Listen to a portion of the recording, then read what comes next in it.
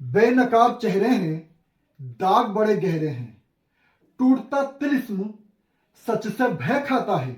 जी, मेरा नाम मुकेश पाल है। आज मैं ऐसी शख्सियत के बारे में बात करूंगा जिसकी हिंदुस्तान की राजनीति में एक बहुत बड़ी शख्सियत है, बहुत बड़ा नाम है, जो जल्द ही बनने जा रहे हैं एक बहुत बड़ी वरिष्ठ नेता के उत्तराधिकारी। और कंगना रनौत के बड़बोलेपन ने कर डाला महान पुरुषों का अपमान।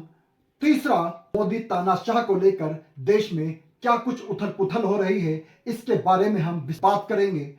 जी, गांव गांव में नीतीश कुमार, अब की बार जनता की पुकार। जी, नीतीश कुमार वो चेहरा है बिहार की धरती का जो बहुत तेजी से आगे बढ़ रहे हैं, जो बिहार की राजनीति में मचा रहे खलबली, जो लाखों दिलों की बन चुके हैं धड़कन, उन सभी भ्रष्ट और माफिया नेताओं की बन चुके हैं आंखों की किरकिरी, जो देश की धरती पर आगे बढ़ते हुए अपने मुकाम को हासिल कर रहे हैं और बनने जा रहे हैं बहुत जल्द ही एक वरिष्ठ राजनेता के उत्तराधिकारी, जो अभी ऑफिशियल अनाउंसमेंट नहीं है पर जल्द ही कुछ महीनों में हो जाएगी इसकी ऑफिशियल अनाउंसमेंट, जो जनता की मांग पर है, जो लोगों के दिलों पर करते हैं राज, जो 22 साल की उम्र में इतनी बड़ी राजनीति की शख्सियत बन चुके हैं, देश का एक बहुत बड़ा नाम बन चुके हैं। वो नीतीश कुमार लाखों दिलों की धड़कन है, वो आज बिहार का एक नामी चेहरा बन चुके हैं।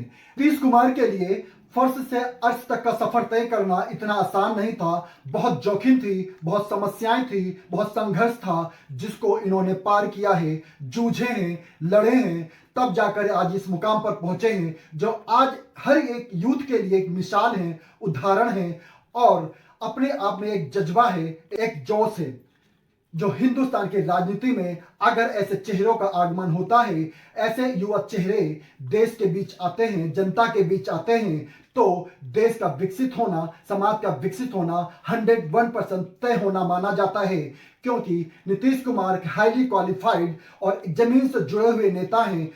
एक राजनीतिक पार्टी के द्वारा जिस तरह से विपक्ष को खत्म किया जा रहा है, आजादी के बाद पहली बार सिटिंग मुख्यमंत्री को गिरफ्तार किया गया बिना किसी एविडेंस के, उनके मंत्रियों को जेल में डाला गया, ये तानाशाह को दिखलाता है। जिस तरह से देश की सबसे बड़ी विपक्ष पार्टी कांग्रेस के अकाउंट को सीज किया गया, वो सबसे बड़ा तानाशाह है कि उनको पोस्टर छपवाने तक के पैसे उनके नहीं हैं। जिस तरह से इलेक्टोरल बॉन्ड को चुप्पी साध ली गई और टीवी, देश का सबसे बड़ा मुद्दा, सबसे बड़ा घोटाला टीवी चैनलों से हटा दिया गया है। टीवी मेरा, पैसा मेरा, पर मुद्दे मेरे नहीं। सारे मुद्दे सरकार के द्वारा, गोदी मीडिया के द्वारा हमारे ऊपर थोप दिया जाता है। आप कहते हैं कि मैं चाय वाला हूं, लेकिन आपको चाय बेचते हुए तो हमने नहीं देखा, पर रेलवे बेचते हुए जरूर देखा है। क्या ये संविधान की खूबसूरती नहीं, ये लोकतंत्र की खूबसूरती नहीं कि एक चाय वाला भी प्रधानमंत्री बन गया? पर आज की एक पढ़ा लिखा आदमी पकोड़ा बेचने पे मजबूर है, मोची बनने पे मजबूर है, ठेले लगाने पे मजबूर है। एक आईआईटी करने वाला, एक एमबीए करने वाला इंसान, स्टूडेंट आज बेरोजगार है, वो आत्महत्या करने पे मजबूर है। ये आपकी सबसे बड़ा दुराचारी और लाचारी है। आप शासन नहीं कर पा रहे हैं क्योंकि आप में शासन करने की काबिलियत नहीं है। पहला लोकसभा चुनाव है जिस पे प्रश्न चिन्ह लग रहा है। पहला लोकसभा चुनाव है जहां विपक्ष नहीं है, क्योंकि विपक्ष बिल्कुल खत्म हो चुका है। एक तरफा चुनाव हो रहा है जहां पर आपकी जीत होना, आपको 400 पार का नारा 100% तय बन जाता है। ये 400 पार का नारा जनता के लिए 400 पार की सीट नहीं, 400 पार ये वो है पेट्रोल और डीजल का दाम, जो जल्द ही बीजेपी जीतते ही पेट्रोल और डीजल के दाम में 400 का मुनाफा हो जाएगा।